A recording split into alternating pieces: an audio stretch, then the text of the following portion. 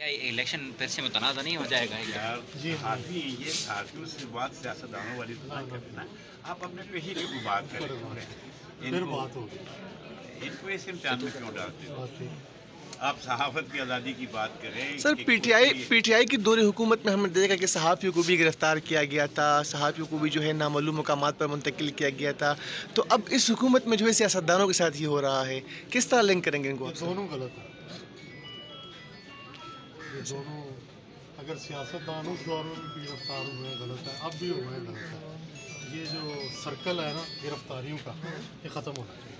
سر چونکہ آپ کا صحافت میں ایک بہت زیادہ تجربہ ہے، بہت عرصہ آپ نے گزارا ہے، یہ سیاسی گرفتاریوں کا جو یہ عمل ہے یہ کب سے شروع ہوا سیاست میں؟ یہ 1947 سے ہی شروع ہو گیا، لیکن افسوس ہے کم از کم اپنا وہ قائد اعظم صاحب کے ساتھ بھی کیا ہوا اس کی تاریخ بتا رہی ہے، پھر لیاقت علی خان کے ساتھ کیا ہوا، پھر آپ کی اسمبلی کے ساتھ یہ شروع سے ہی ہے. شروع سے ہی. اس وقت کیونکہ میڈیا نہیں تھا، لوگوں کو نہیں پتہ چلتا. سر تو کیا سمجھتے ہیں سیاسی گرفتاریوں نے سیاست کو کتنا نقصان پہنچایا ہے؟ سر سیاست کو بہت نقصان پہنچایا ہے، جمہوریت کو بھی نقصان پہنچایا ہے، پارلیمان کو بھی نقصان پہنچایا ہے.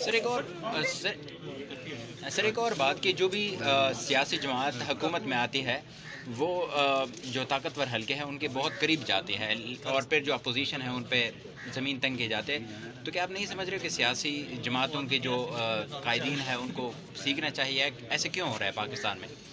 وہی ہے جمہوریت اور پارلیمان کا تو یہ طرز نہیں ہوتا، یہ تو ڈائلاگ آپس میں دیا جاتا ہے، آپس میں بات کی جاتی ہے. میرا خیال ہے یہ گرفتاریوں کا طرز یہ غلط ہے. اور بیٹا تھینک یو.